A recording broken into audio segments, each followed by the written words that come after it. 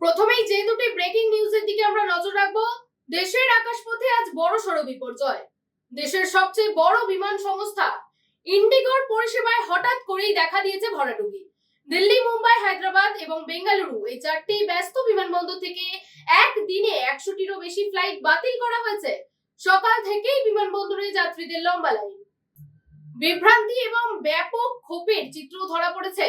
অনেকেই রাতে web check in করে রেখেছিলেন, কিন্তু বিমানবন্দরে এসে জানতে পারেন তাদের ফ্লাইট বাতিল।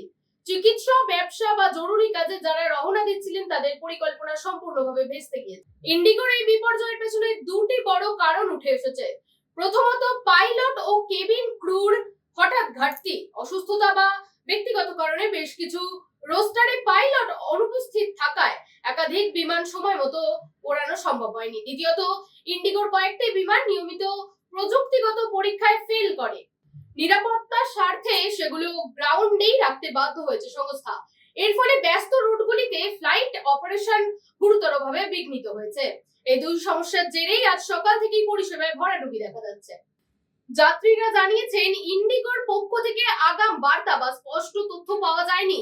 অনেকেই ঘন্টার পর ঘন্টা অপেক্ষা করেও লাগেজ ফেরত বা বিকল্প কোনো ফ্লাইটের নিশ্চিত ব্যবস্থা পাননি। সোশ্যাল মিডিয়ায় ইন্ডিগোর বিরুদ্ধে ক্ষোভ উগরে দিয়েছেন যাত্রীরা। ইন্ডিগোর পক্ষ থেকে জানানো হয়েছে, যাদের ফ্লাইট বাতিল হয়েছে তাদের সম্পূর্ণ রিফান্ড কিংবা বিনামূল্যে রিবুকিং এর সুবিধাও দেওয়া হবে।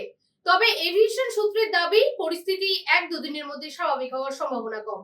পরবর্তী খবরের দিকে নজর রাখবো আমরা। রাজ্যে ভোটার তালিকা সংশোধন নিয়ে আবারও বড় তথ্য সামনে এসেছে।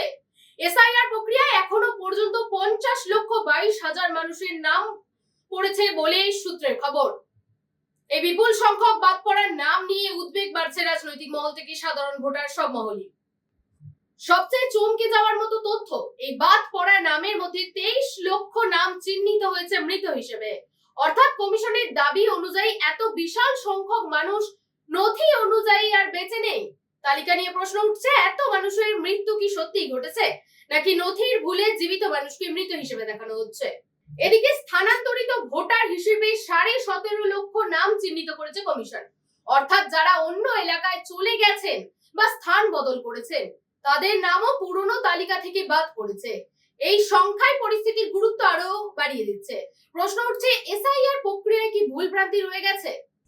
রাজ্যের বিভিন্ন জেলার ভোটাররা অভিযোগ করছেন, কেউ কমিশনের তরফে সময় মতো কোনো নোটিশ পাননি। অনেকে বলছেন, বাড়িতে নোটিশ না দিয়েই তাদের নাম মৃত, স্থানান্তরিত বা অজানা কারণেই বাদ দেওয়া হচ্ছে। এই নিয়েই ইতিমধ্যে বিভিন্ন জায়গায় বিক্ষোভ হচ্ছে রাজনৈতিক দলগুলিও সরব। কমিশনের তরফে দাবি করা হচ্ছে প্রক্রিয়াটি